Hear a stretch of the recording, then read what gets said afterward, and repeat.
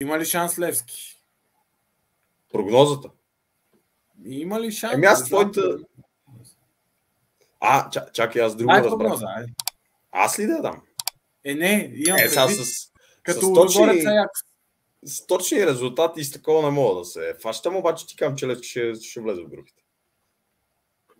Ще влезе в групите. Добре, аз казвам, че се представя достойно. Аз ти го казах... Добре, какво значи недостойно? Ако ни бият 4-0, 0-4, не, тук е 4-0 там... да ни бият с общ резултат 6-0, примерно.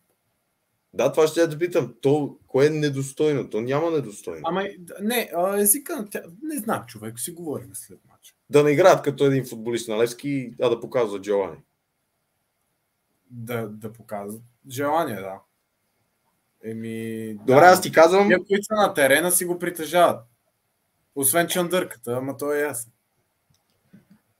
Левски ще се класира и аз ти го казах защо,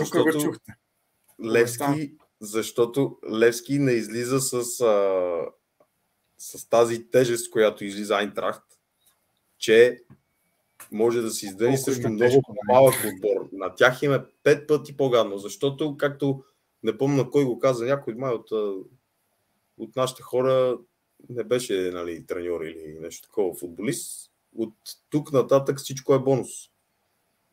Нали? Да, така е.